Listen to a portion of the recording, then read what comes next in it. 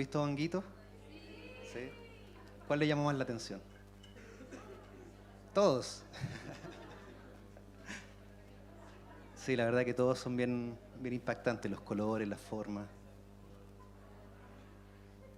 No encontraron ningún psilocibe por ahí, ¿verdad? Pucha.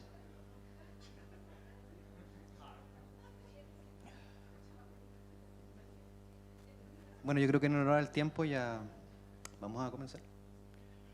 Me presento, soy Gustavo Velázquez Fortini, estudié ingeniería forestal ya hace unos años y empecé con plantas, el amor a las plantas me llevó a estudiar algo relacionado con el bosque y después conociendo a los honguitos intentar aprender de ellos, me gustó el desafío de querer aprender en hongo en Chile. Hace unos años era muy difícil encontrar algún mentor, profesor, por lo menos en Santiago, en la Universidad de Chile, que estuviera trabajando con hongos fuera del margen de los hongos como patógenos forestales, digamos, como algún problema agrícola o forestal, sino que estudiándolo desde su propia perspectiva, ¿verdad? Como organismos propios, macromicetos, etcétera. Me fue muy difícil en ese desafío. Llegué a México y ahí la verdad que se cumplió varias cosas de mis sueños con los hongos, aprender muchas cosas de distintas áreas de la micología. Y hoy me gustaría presentarles algo sobre la etnomicología.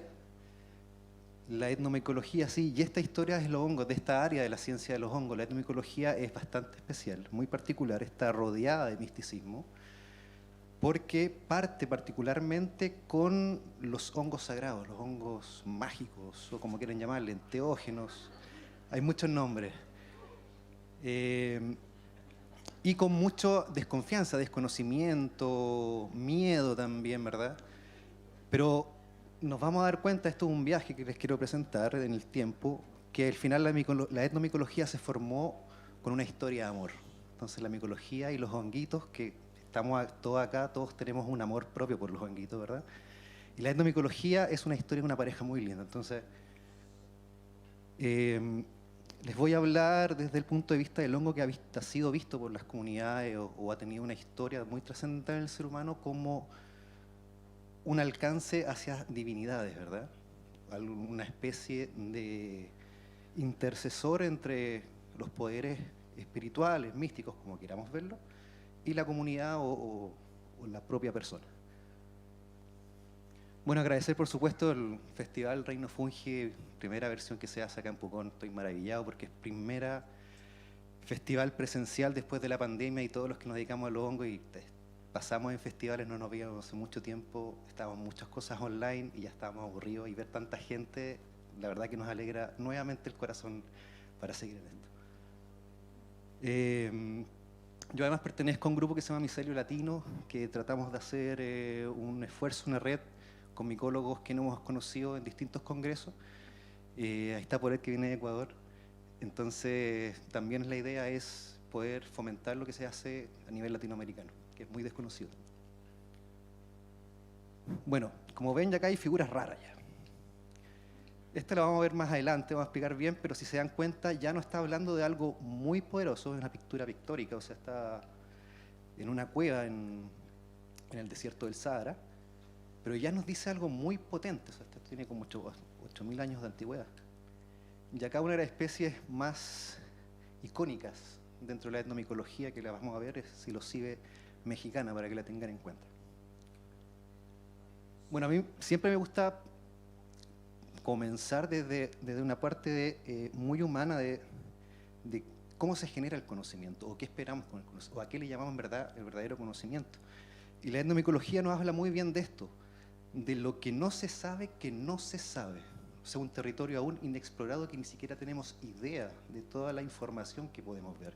Si de este punto de vista nos ponemos como tradicionalmente como un occidental, cuando se hace un intercambio de información, un descubrimiento a lo que ya se sabe de algunas etnias, entonces ahí entramos en esta dimensión que es académicamente muy desconocida, y cuando se logra una investigación aparecen especies nuevas, nuevas relaciones tróficas, nuevas especies de hongo que son comestibles o que tienen usos, o cómo usarlo, incluso hasta una especie de silvicultura que hacen algunos pueblos, algunos indígenas en el Amazonas para obtener hongo.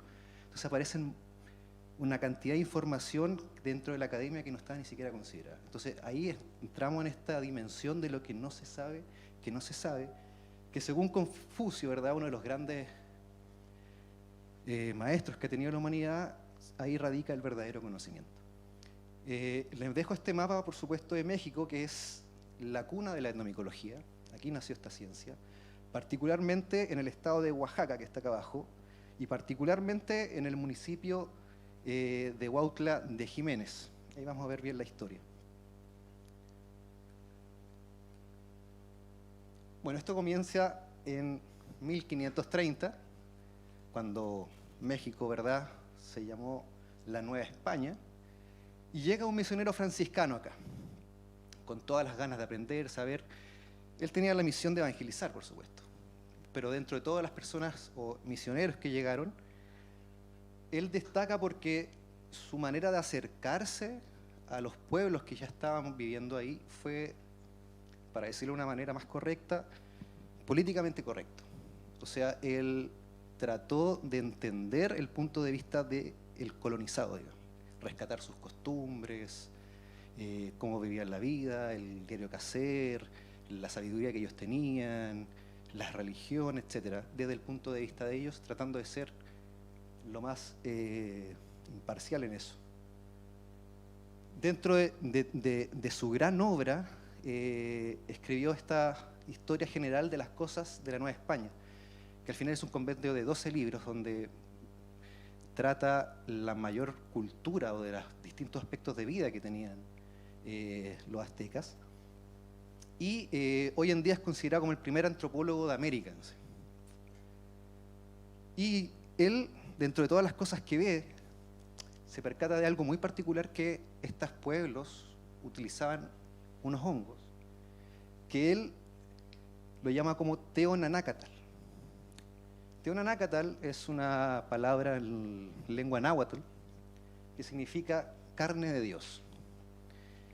Y él, en su tratado, escribe que son hongos de mal sabor que emborrachan y causan alucinaciones.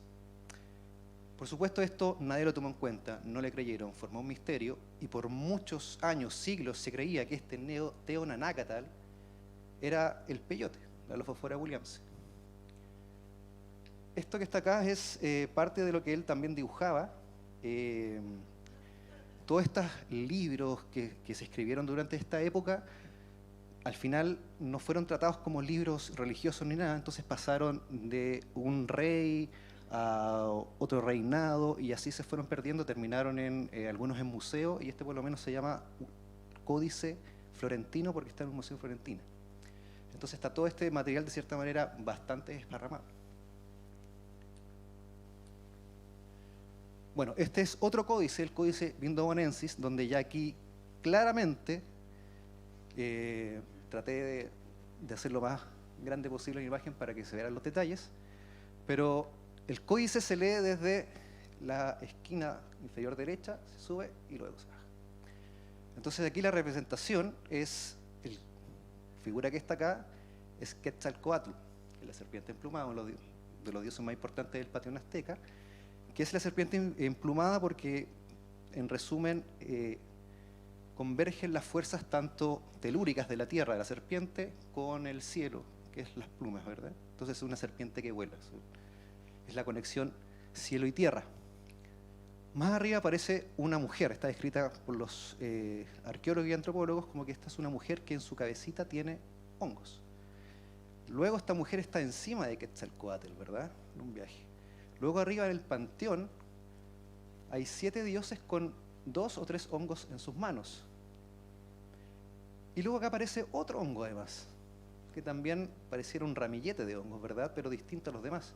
Entonces se ha llegado a creer que este es Psilocybes apotecorum, por la forma que tiene, que es mucho más grueso, y este es el pajarito, el Psilocybe mexicana que habíamos hablado antes. Eso es lo que se tiene hasta hoy día como un consenso. Entonces ya esto nos habla de que hay una posición dentro de esta cultura para el hongo bastante especial. O sea, está arraigado en el mundo, en el panteón de los dioses. La historia en sí, humana, ¿qué pasó occidentalmente para llegar a esto? Siglo XX, El siglo XX fue uno de los siglos, dentro de todo, con mayores descubrimientos en las etnobotánicas, en estas ramas de acercarse a los pueblos y obtener información por los pueblos, no una mirada de imponer algo. Entonces llega a México el doctor Blas Reco, austriaco, ¿verdad? Y en sus observaciones que hacen las comunidades ve que consumen un hongo, y que ese hongo es un hongo ritual, un hongo sagrado, tiene una posición importante, no lo consumen porque sí, sino que hay un fin ritualístico detrás de este hongo. Entonces él llega al conocimiento e infiere de que estos hongos alucinógenos que se consumen en Cuautla y Jiménez corresponderían a Teonanácatl, no al peyote, al Alfofora williamsi que se creyó casi 400 años atrás. Por supuesto, él no era un erudito ni se dedicaba a esta materia. Entonces aquí él manda una muestra de esto que se identifica primeramente como un Panaeolus, solo el género. Luego, como estaba muy intrigado en saber qué correspondería, invita a un estudiante de etnobotánico, en ese tiempo no muy conocido, que es Evans Schultes, que después todos sabemos, los que nos dedicamos a esto, que es un referente en esta materia. Llega Evans Schultes a Cuautla de Jiménez. Entonces dije, bueno, vamos a estudiar qué es Teonanácatl al final, qué hongo es un hongo, qué especie es, vamos a resolver este misterio que ha estado siglos, ¿no?, en la oscuridad. De esta investigación, Schultes publica en el 1939 la identificación de Teonanácatl, un basidiomyceto narcótico de los aztecas. Para él, Teonanácatl se refería entonces a un hongo que era usado por los aztecas, según Fray Bernardino Sahagún. ¿Qué pasó acá? Vamos a retroceder para ver el mapa. Los aztecas estuvieron en el centro de México y los mayas estuvieron en la parte sur. Pero acá en Oaxaca no había ni uno ni lo otro. Entonces no correspondía llamarle Teonanácatl, el concepto que trajo Bernardino Sahagún, a los hongos que se estaban consumiendo en Oaxaca. Entonces el misterio, de cierta manera, aún estaba no resuelto. Singer, dentro de la taxonomía macromicetos, Singer se considera como, si no el mejor o el más influyente investigador de hongos macromicetos. Describió más de 2000 especies nuevas, estuvo hasta en Chile también, describió muchos hongos en Valdivia, y además también hizo un viaje en Fray Jorge describiendo especies y encontrando especies similares en el Parque Fray Jorge como en los bosques de Valdivia. Entonces Singer dice, ¿sabes qué? Corresponde bien lo que está diciendo, excepto que no son aztecas, estos son mazatecos. Bueno, ¿qué hace Schultes? Va en Cuautla, colecta honguitos, hace 3 muestras, 3 bolsas y las envía a Harvard. Dice, bueno, veamos qué es lo que nos dice la identificación. El primer paquete de honguitos lo identifica Linder, que en ese momento era el curador del herbario en Harvard, y determina la especie Panaeolus campanulatus, variedad Ephintrinus. Hoy en día es el Panaeolus,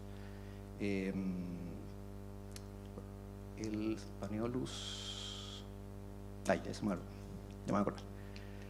El segundo paquete y el tercer paquete se van con Singer. Él determina Psilocybe cubensis en este segundo paquete, y aquí se hace entonces la primera referencia bibliográfica de Psilocybe cubensis como un hongo sagrado. Y el tercer paquete entonces queda como una especie que no se sabe, pero sí dentro del género Decónica, que filogenéticamente es muy cercano a Psilocybe. Nada más que hoy en día Decónica se considera especies que sí, que son psilocibes que no tienen psilocibina, digamos. Bueno, se hace entonces, Rolf Singer dice, bueno, voy a ver qué puedo sacar de esto, pero en verdad en este tema, en esta área, Rolf Singer no hace mucho. Simplemente él, cuando saca una de las obras maestras que tiene, ¿no?, los Agaricales de la taxonomía moderna, simplemente le regala un pequeño párrafo al género psilocibe y dice, por lo menos es una especie usada como droga en México, pero es venenosa si se usa en exceso. O sea, en verdad no nos dice mucho y no nos resuelve el misterio. Entonces el misterio, que si uno lo deja hasta ahí, bueno, esto es verdad, no hay más. Hay un género, hay una especie de psilocibe que se consume y eso sería. ¿Qué sucede? Entra el fungiamor acá. Y justamente Rusia y Estados Unidos. Esto es bien simbólico. ¿Qué pasa acá? Macho, hembra, ¿verdad? Robert Gordo Wasson era un periodista financiero en Nueva York. Hoy en día es considerado el padre de la etnomicología. Vamos a discutir también eso porque él en verdad no tenía idea de hongos. Nada, para él era un mundo absolutamente desconocido. Él no sabía que no sabía de hongos, porque ni siquiera le interesaban. Lo que él tradicionalmente entendía de hongos era miedo, era que si tú te comías un hongo te ibas a morir. O sea, totalmente fuera de su día a día. Pero se casó con una mujer rusa, Valentina Pavlovna, que además había estudiado pediatría en Inglaterra. Y como una buena mujer rusa, con una tradición rusa, son un pueblo micófilo de mucha tradición, de larga tradición. Entonces, cuando ellos empezaron a salir a campo como pareja, a Robert Gordo Wasson le llamaba mucho la atención la alegría que le producía ir al bosque a colectar hongos a su mujer. Y no lo entendía. Colectó hongos, los cocinó y dijo, bueno, se me va a morir mi mujer. ¿Qué estás haciendo? ¿Cómo te vas a comer eso?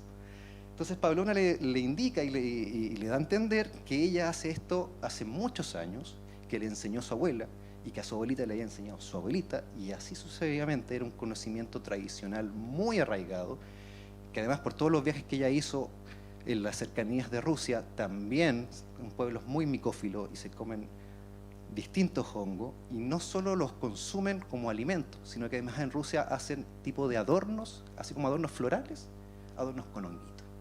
Entonces, los hongos en verdad son una fuente de tanto de alimento, de inspiración, de decoración, de un día a día. Es un pueblo micófilo muy fuerte. Entonces, y Wasson era totalmente todo lo contrario. No, para él los hongos eran cosas que si los veía los pateaba, como hemos visto cuando alguien no conoce el hongo y va al bosque, lo primero que hace es patearlo y nosotros quedamos todos asustados. Bueno, de sus viajes, de todas sus cosas, ¿verdad? Del amor que ellos tenían, ellos siempre viajaban juntos, investigaban juntos. Por eso digo que, de cierta manera, considerar a Gordon Wasson como el padre de la etnomicología, vemos claramente cómo el machismo está en la ciencia arraigado. O sea, aquí la que sabía, la que ya tenía el conocimiento, la que le encantaban los hongos era su esposa, no era él. Él, de cierta manera, acompañó en el viaje esto. Pero lo que se dice es que él fue el inventor de casi de todo. Cuando empiezan a estudiar estos pueblos, estas comunidades, la historia, se enfrentan a muchas dificultades de distintas disciplinas. Dificultades lingüísticas, arqueológicas.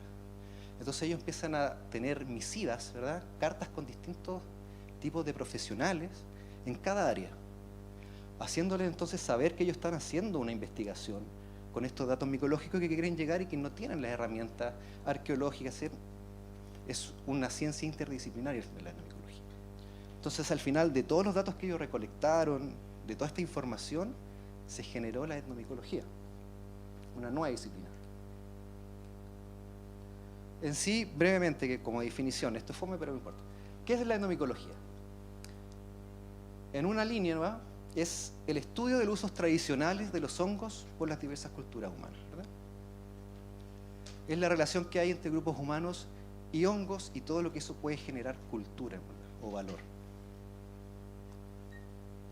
Tenemos acá a María Sabina, que vamos a ver ahora por qué es tan importante, porque es un ícono referencial en etnomicología o en hongos sagrados. ¿Cuál es la génesis de la etnomicología en sí? Y estos son, al final uno se da cuenta que se generan por cosas bastante pequeñas, por detalle, porque alguien te dijo, mira, es maravilloso.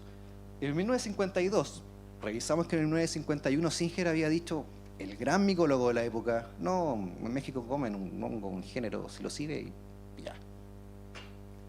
Pero en 1952, un amigo de Wasson le dice, mira, salió un escrito que había escrito Schulte hace mucho tiempo, que en México se consumían y se hacían ritos del hongo sagrado que ya se creía extintos, ¿no? Porque son ritos precolombinos. Y la ciencia decía, bueno, ya no quedan ritos precolombinos puros, digamos. Acá sí. Entonces, esta pareja lee esto y ya el otro año viajan a Huautla, Jimena. A ver, no son capaces, sí, de participar directamente de un rito, al decir, no consumen hongos, pero sí lo ven, son espectadores de este rito. Luego de 2 años después, vuelven, pero ahí sí se genera esta conexión muy importante histórica con María Sabina, que es una curandera de Huautla de Jiménez. Y aquí sí ellos participan directamente en consumir hongos, en estar toda la noche en este ritual. Y también se le dice entonces a Borda Guasón que es el primer hombre blanco en participar de una ceremonia, y Valentina, volvemos que la dejan de lado nuevamente. Es hasta el 57, en verdad, que esta historia se conoce a nivel mundial. En el mismo año se generan 2 artículos. Primero, esta pareja, los Wasson, escriben su gran obra que se llama Rusia, Hongos e Historia. Es un compendio maravilloso de la información que tienen, y en ese documento ellos detallan este primer encuentro que tuvieron donde fueron solamente espectadores. Pero en el mismo año publican en la revista Life. En ese tiempo, por supuesto, no había Instagram, no había cómo saber cuál era como el trending topic del momento, pero era esta revista. O sea, lo que se publicaba en esta revista, de cierta manera, era como la tendencia mundial de qué hacer, a dónde ir, vacaciones, o qué estudiar, o cuáles son como las últimas tendencias. Y en esta revista, entonces, él relata la ceremonia que tiene con María Sabina, de los hongos sagrados. Y en el mismo documento, Pavlovna, que es pediatra, ya advierte los usos terapéuticos que podría tener el hongo psilocibe para estrés, para traumas fuertes, para adicciones, etc. Acá está la publicación. Esta publicación, la verdad que cambió de cierta manera una gran parte del mundo. Cuando salió publicada, revolucionó a todas las personas que estaban en busca de algo más, o de un misterio, ¿verdad? Pues si me hablan de hongos mágicos, que hay una velada, y que está en Huautla de Jiménez, que hay una curandera, que es un rito ancestral, que es casi puro, ¿verdad? Y que además la sensación de la experiencia que yo vivo al consumir este hongo y bajo este rito es una experiencia mística. Entonces, ¿quién no va a querer probar eso?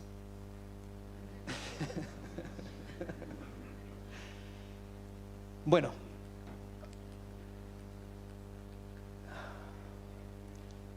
¿qué resultó de esto? ¿Fue muy positivo? Sí, para la micología fue muy positivo. O sea, los honguitos cambiaron el mundo, se empezaron a hacer muchas investigaciones, no solo de esta pareja de los Wasson, sino que muchos investigadores nuevos quisieron investigar y ver las cosas por ellos. O sea, avivó la llama de esta investigación, pero al mismo tiempo Huautla se convirtió en un destino, entre comillas, muy hippie. Entonces comenzó cada vez más a llegar más gente a consumir hongos, y de cierta manera ya era un destino turístico de hongos recreativos, ya estaba ya fuera del margen de un ritual sagrado. Por supuesto, al hacer un mal uso generalizado de este lugar, incluso llegaron a enviar militares para ya desalojar Huautla. En México se prohibió la psilocibina, no solo como, entre comillas, droga que no podía ser consumida, sino en todas las investigaciones que se estaban haciendo en ese momento. Para terapias, taxonomía, psiquiatría, agricultura, ya el psilocibe estaba prohibido para cualquier tipo de uso.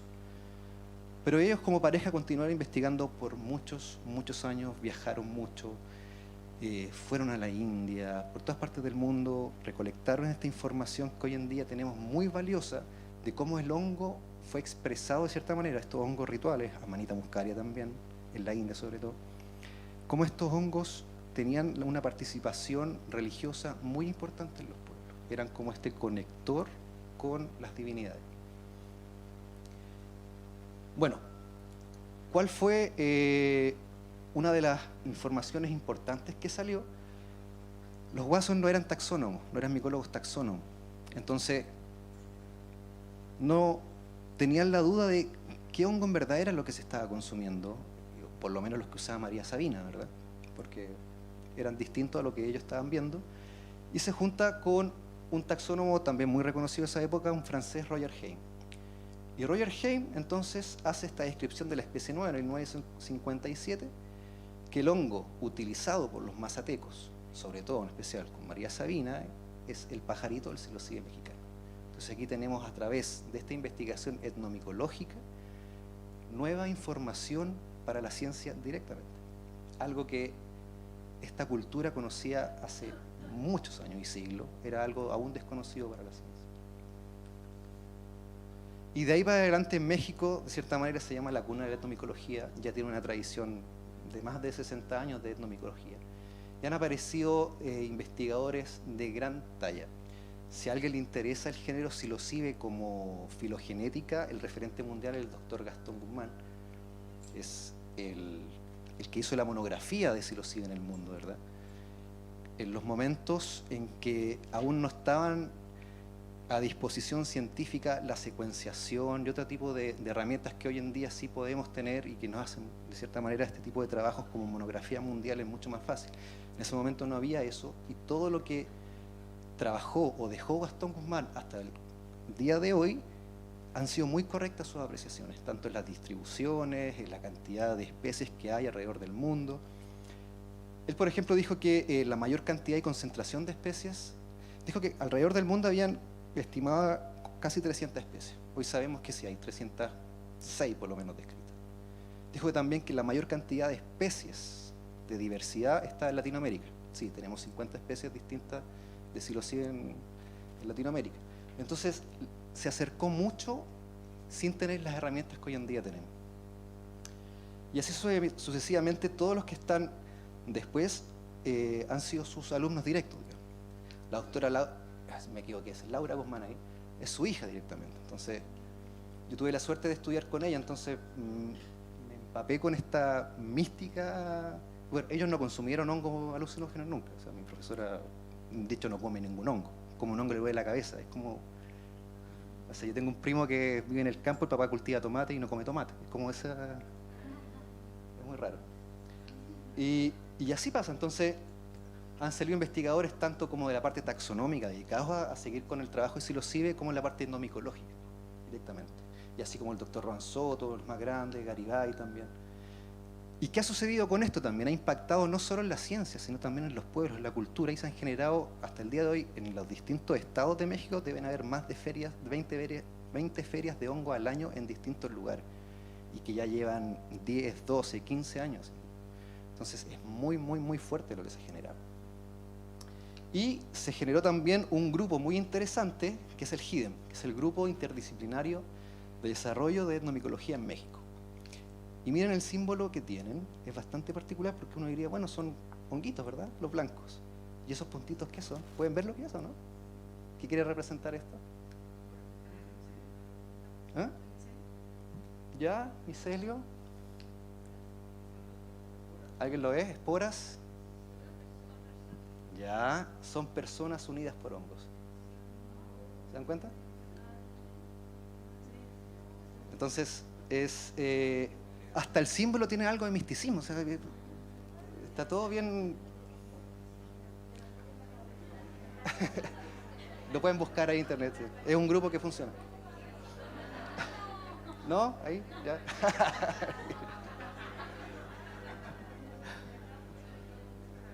¿Ya? No. Sí, sí, ya. Ya, estamos. Bueno, esa es la historia de cómo se gestó la etnomicología, ¿verdad? O sea, una historia, al final de cuentas, lo que revivió esto fue el amor entre dos personas, y particularmente el amor de una mujer hacia los hongos y todo el peso de la tradición que tenía desde su tierra, de su lugar, sus ancestros con los hongos. Entonces, eso llevó a que haya nacido esta disciplina de la etnomicología. Como registro de hongos comestibles que se tiene, porque después de que ya nació la etnomicología, esta ciencia se abrió a distintas partes del mundo. Ya no solo se hace etnomicología en México, en Europa se hace mucho, en los países escandinavos también se hace, y así empezaron distintos investigadores alrededor del globo a hacer la etnomicología propia de su lugar. Y el registro más antiguo que se tiene hasta el momento datable de hongos comestibles es hace 18.000 años atrás en España, en una cueva que encontraron osamentas y encontraron los cálculos dentales, una espora de un boletáceo. Si encuentran una espora de un boletáceo en un diente, eso quiere decir que comía hongos. Y eso es lo más antiguo que se conoce. Creo que en Chile también hay un registro súper antiguo, que es en Puerto Montt, en Monteverde, que se tendría 14.000 años de antigüedad. Y que también dentro de las especies comestibles que colectaban esas comunidades, habrían también encontrado un tipo de hongo. Por eso también ha sido bien discutido esa información arqueológica. Bueno, directamente el hongo comoidad, lo habíamos visto antes, ¿verdad? Este es el desierto del Sahara, son cuevas, son figuras pictóricas, y miren, desierto del Sahara hoy en día, pero hace 8.000 años miren lo que había ahí. Jirafas. Había megafauna en el desierto del Sahara. Y por supuesto, hongos mágicos. Miren esta representación. Es una persona con un honguito en la mano, del honguito sale como una línea directa a la cabeza y están haciendo como un baile, ¿verdad? Un ritual. Con honguitos. Y este ya está clarísimo. O sea, no sé si habrá sido el chamán del lugar, no está muy claro, pero sí está claro que hay una referencia directa a que no es un hongo comestible, ¿verdad? Es un hongo que genera una fuerza, una potencia, una vibración distinta. Y así hay muchos casos en distintos países, o sea, en distintas culturas antiguas. ¿Qué tenemos en Sudamérica? Para no irnos tan lejos de acá. En Perú, y esto lo ha publicado el doctor Trutman, dentro de las distintas culturas que han existido en Perú, han habido distintas manifestaciones hacia los honguitos. En cerámica, en piedra, un honguito piedra, un tipo de vaso vasija con una relación directa a hongos. Cabezas con hongos, ¿verdad?, que salen. Y así distintas culturas. Entonces, según Trutman, habría una alusión directa a un posible psilocibe, y él también dice, bueno, para mí esto es una amanita muscaria. Y ahí también sí es muy discutible, porque en Perú no hay amanitas muscarias. Si tenemos amanitas muscarias hoy en día en Chile, se debe a la plantación de pino. La amanita muscaria de por sí es una especie del hemisferio norte propia de las coníferas, particularmente generan micorrizas con las pináceas. No hay en Chile entonces. Tampoco en Perú. Entonces eso también genera, se abre nuevamente como especie de interrogante, de duda, parecido al Teonanacatal. Bueno, entonces, ¿a qué corresponde esto? Claramente, si yo lo miro de primero, es una amanita muscaria, pero no pega ni junta. Entonces, ¿qué hongo es con tanto valor cultural que yo hago una vasija con un hongo saliendo de la frente? Dentro de los pueblos que existen, y actualmente también, como el quechua y el aymara, poseen un profundo conocimiento de los hongos y un aprovechamiento. Personalmente yo conversé con una comisión que vino de quechua, que felizmente el hijo de ella, que era muy joven, hablaba español y hacía de traductor. Y por supuesto yo lo único que les preguntaba de hongos, qué hongos usaban, cómo les se comían, cómo los colectaban, etc. Hasta que me llegaron a decir que ellos ocupaban un hongo como anticonceptivo. Y yo ya dije, ya, esto ya, tengo que ir allá a ver cuál es. Hasta el día de hoy no sé cuál es. Pero imagínense un hongo ya como anticonceptivo, o sea, usado ancestralmente, o sea, no sé. Por eso que digo que dentro del campo de la etnomicología es algo que se puede palpar, esta área del conocimiento del que el yo no sé que yo no sé. O sea, se abren nuevas formas de visión y de conocimiento. Dentro de las culturas de la costa también, representaciones directas de honguitos, algunas más antiguas que otras, ¿verdad? En las culturas de las costas también, algunas también no tan atrás, ¿verdad? 800 después de Cristo, ¿verdad? Pero también muy rico, mientras más cercano en el tiempo, eran más ricos en las manifestaciones. Aquí tenemos manifestaciones de distintas personas o posiciones sociales con hongos, ¿verdad? Un curandero, un guerrero, ¿verdad? Pero todos con este honguito. Entonces se genera también aquí un misterio. ¿Cuál es ese hongo? No sabemos cuál es. Amanita muscaria, como digo, está muy discutible, muy discutible. No hay pinos en México. Ahora sí, o sea, en Perú ahora sí hay plantaciones de pino, hay muchas, pero en ese tiempo no había. ¿Pero qué hongo es entonces? Si alguien quiere ir a investigar esto, ahí está, pueden agarrarse de esto. Y también culturas de la sierra propiamente tal, donde aparecen estas representaciones ya muy gráficas, que también hay en Guatemala también unas muy parecidas, y que lo primero que uno dice, no, pues son falos. Listo, y se acabó, pero no. Acá hay una cultura detrás que tiene una asociación también, no solo fálica, sí, claramente tiene una forma fálica, pero está asociado con la fertilidad. El hongo siempre ha estado asociado con la fertilidad de distintas. Tiene un parecido anatómico perfecto, obviamente, pero siempre además de estas representaciones, hay otras más de los hongos, ¿verdad? Hay aros, ¿verdad? Otros tipos de indumentaria que utilizaban con formas de hongo. Y hoy en día sí se hace en el Cusco se celebra, bueno, con la pandemia estuvieron muy ausentes, pero sí ya se comenzó a hacer una feria del hongo allá. Y el hongo estrella era la Pleurocolibia, comestible, donde en estos bosques se daba mucho. Entonces, esta feria no tiene muchos años que se hizo, y ya, como pudieron contar con el apoyo de una universidad, entonces sí, además de tener la tradición, tenían el apoyo académico universitario. Y eso es lo que, de cierta manera, en mi experiencia, ha sido una simbiosis maravillosa para las distintas ferias que yo he asistido. Cuando está la feria local, o sea, una manifestación local atribuyendo o de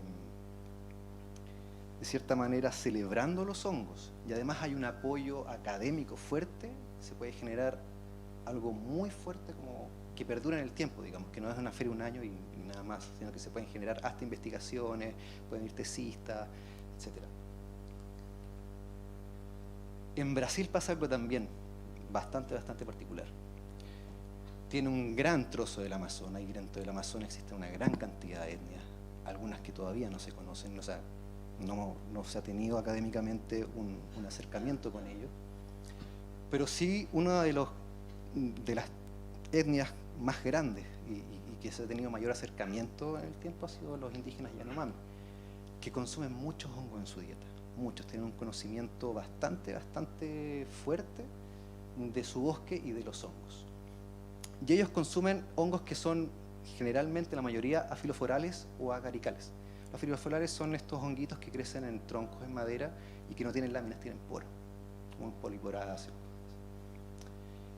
Dentro de los nombres que le tienen a los hongos comestibles, hay 105 términos micológicos, y de estos 21 son comestibles para ellos. Entonces sí ya manejan un lenguaje de hongos bastante amplio. Por ejemplo, para los boroboros, a Idudú se le aplica a los hongos de color fétido, como los falales, ¿verdad? Estos hongos que ya uno está a 5 metros y siente un olor como podrido.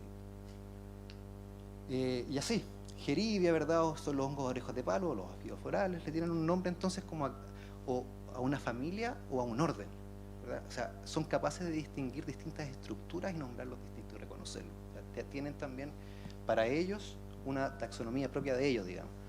Y el ibiboti, que son las flores de tierra, eso es lo que quiere traducir, que son los giastros. Que hoy en día los giastros los conocemos como estrellas de tierra.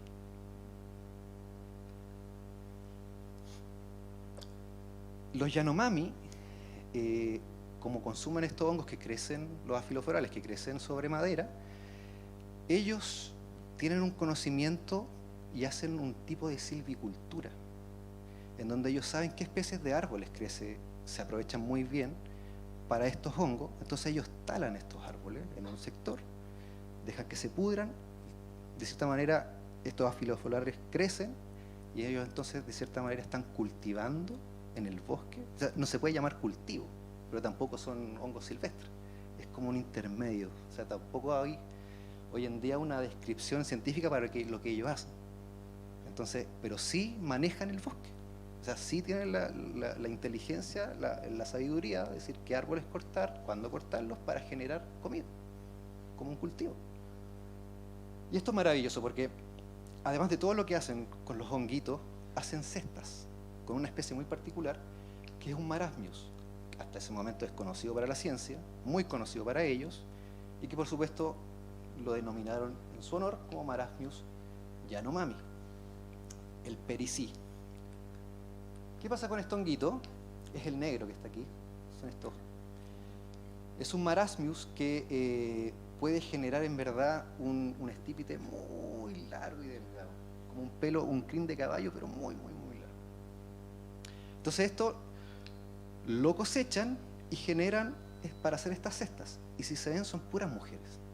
¿Por qué son puras mujeres? Porque dentro de su cultura, este honguito para ellos representa el pelo púbico de la diosa del bosque. Entonces, si un hombre colecta esto, le está faltando el respeto a su diosa. Por eso que solo las mujeres pueden recolectar este honguito.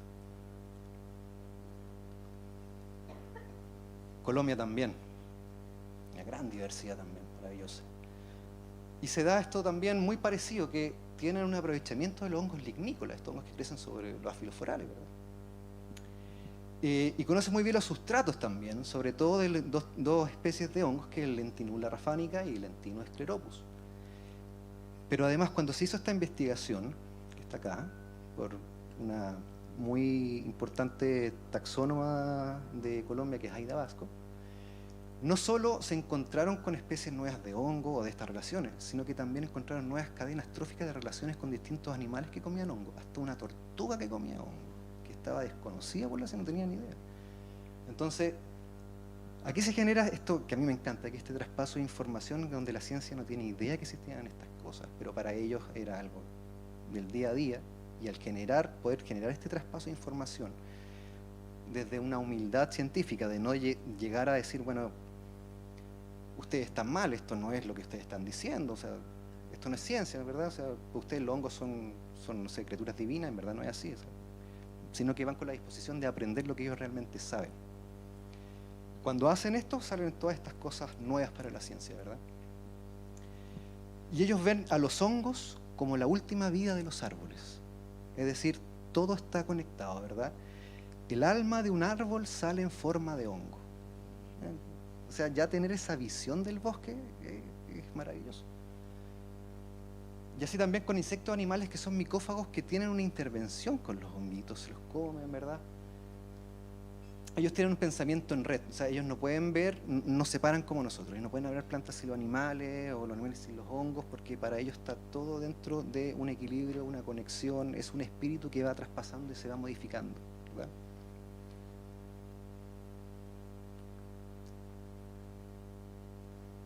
¿Qué pasa acá? ¿Cómo se traspasa esta información y cómo se ha notificado que es el traspaso de información en estos pueblos? Es una tradición oral, no hay escritura, no hay un registro que algún miembro pueda ir a buscar un documento de su tatarabuelo que lo haya escrito, digamos. O sea, esto es una tradición directa oral que se mantiene en el tiempo, y así pasa con las distintas comunidades, es muy de cercanía de la oralidad. Entonces, aquí también descubrieron los distintos cadenas tróficas o relaciones que existían en el bosque, que hasta el momento desconocidos, tanto como mamíferos, venados que comían hongos, ardillas, tortugas, también como nuevas especies de hongos que parasitan insectos o plantas que no se desconocían, ¿verdad? Entonces, mantenían esta idea, ¿verdad? Que el árbol muere y su sustancia o alma sale de nuevo en forma de hongo. Entonces, el hongo para ellos como la última salida del alma del bosque. Y también tienen este conocimiento de en qué sustratos crecen los hongos que ellos más consumen, digamos, la Lentinula raffanica y el Lentinus scleropus, donde como crecen en el árbol Gupia glabra, ellos también generan este tipo de cultivo del bosque de estos hongos. Es maravilloso entonces. También conocen otros tipos de hongos, de Lintinus auricularia, perdón, pero que esos también pueden crecer en distintos tipos de sustratos de árboles, no son exclusivos de la Gupia glabra. Entonces tienen un conocimiento muy acabado al final. En Chile, de lo que yo he encontrado, hay muy poco datado de qué se hace en Chile a nivel de las etnias consumiendo hongo o un conocimiento ancestral. Eso no quiere decir que no exista, sino que simplemente es muy difícil buscarlo, o ya literalmente hay muy poca investigación de esto. Ayer Fernanda Campos daba un acercamiento a esto, ¿verdad? Del aprovechamiento de los hongos de una mirada mapuche, algo que es totalmente necesario hoy en día, que se desconoce mucho, mucho, mucho. Bueno, y este libro, que es Botánica Indígena de Chile, que lo hizo un sacerdote jesuita, Ernesto Wilhelm, él, en sus acercamientos con el pueblo mapuche, ¿verdad?, registró estos nombres o esta idea, ¿verdad?, que el Elfun-Mapu era para ellos el uso del recurso forestal, y dentro de esto, Mapukuful eran los hongos. Los hongos en general tenían un nombre, Mapukuful, que para ellos literalmente eran los mariscos terrestres, que tienen algo, hacen mucho sentido, ¿verdad? Y así, Digüeñe para la familia de las citarias, ¿verdad? Las citarias. O sea, ya taxonómicamente podían distinguir entre distintas especies de hongos. El calgal, que es el gargal, el loyo, ¿verdad? El changli, una gramariácea, ¿verdad? Muy rico. La empanada de changle me encanta, siempre la he probado. Bueno, hoy en día, para ya ir cerrando, la etnomicología en sí, quizás en Chile está incipiente, está bien, pero ¿qué sucede? Las comunidades rurales están cada vez más empoderándose del entorno, ya sea bosque nativo o plantación de pino, y están aprovechando lo que tienen. Y en esa instancia han surgido también programas de fomento, ferias del hongo, y ahí está entonces, como la feria de hoy en día en Pucón, ahí está entonces la instancia que se puede generar este traspaso de información, muy fuerte, y aparte muy entretenida, que al final esto es eso, que la gente venga, se empape de los hongos al final, y pueda conocerlo, y nosotros solamente vamos a cuidar y respetar lo que conocemos. Y con los honguitos ahí tenemos una gran deuda. Y también, ¿de dónde obtuvieron el conocimiento? Los recolectores, los hongueros, que les digo yo. Cuando uno le pregunta a un honguero, oye, ¿pero cómo sabes tú distinguir el que es comestible o no? Volvemos de nuevo, la tradición oral. Mi mamá, mi abuelita me llevaba al bosque y así hacia atrás. ¿Qué pasó acá? Sí, como hubo un gran cambio de suelo, de bosque a plantación, hubo una generación sí que perdió mucho conocimiento. ¿Sí? De cierta manera se tuvieron que adaptar a este nuevo medio, que son plantaciones y son otro tipo de hongos. Pero no todo es tan malo. ¿Por qué digo esto? No estoy avalando las plantaciones forestales, pero si miramos cifras hoy en día, el gran grueso de los hongos silvestres comestibles en Chile, sobre todo en exportaciones, o como la biomasa viene de las plantaciones forestales, sobre todo el suilus, la callampa de pino.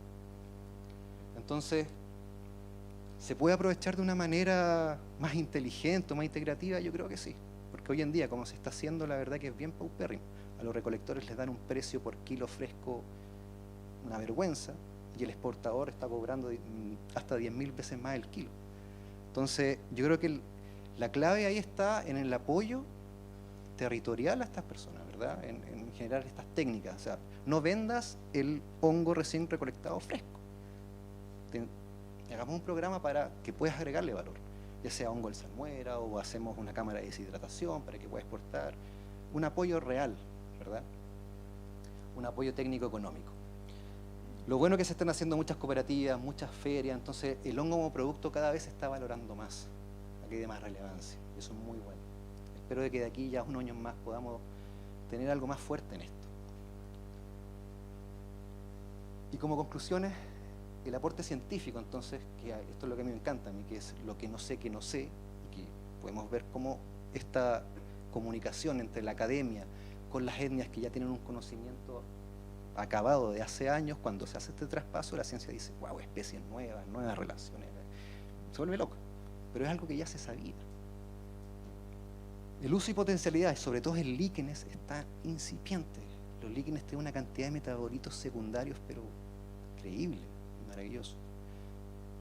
¿Se consume y se utiliza por las etnias? Sí, pero no hay tampoco mucho conocimiento de eso. Hay mucha potencialidad también en el recurso fúngico, como alimento, medicina, etcétera. Y cada vez estamos viendo que en Chile también hay mayor cantidad de investigadores, gente que quiere aprender, y eso es bastante positivo. Y cuando se generan estas interacciones, ¿verdad?, de conocimiento, entonces podemos aprender mucho más del bosque o de la selva del lugar en que estamos, y de cierta manera el ser humano tiene un sentido de identidad muy profundo que se ha perdido hoy en día. Pero cuando se hacen estos rescates, ¿verdad?, de que en tu localidad, en tu zona, hay un recurso que es muy valioso, que es desconocido, que puede generar una gran cantidad de bienes, de servicios, más allá de lo económico, de una mejor calidad de vida al final. Entonces, hay que seguir apoyándolo. Muchas gracias.